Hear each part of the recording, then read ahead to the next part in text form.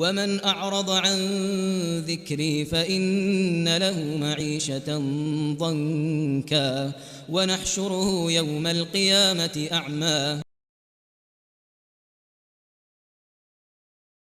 معمول بنا لیجئے صدقہ کرنے کا۔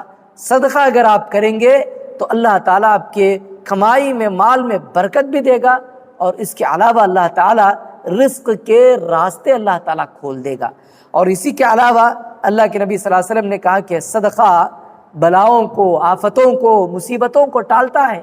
ہمیں آگے جو مصیبت آنے والی ہے ہمارے اوپر، جو بلا آنے والی ہے، جو پریشانی آنے والی ہے، اللہ تعالیٰ اس صدقے کے بدلے اس کو ٹال دیتا ہے۔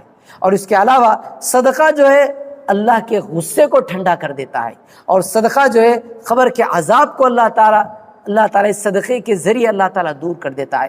اور اسی صدقے کے ذریعے اللہ تعالیٰ آخرت کے جو پریشانیاں، مصیبتیں، اللہ تعالیٰ اس کو بھی آسان کر دے گا۔ اس کے علاوہ صدقے کے ذریعے اللہ تعالیٰ جو ہے جنت میں جانا ہمارے لیے آسان ہو جائے گا۔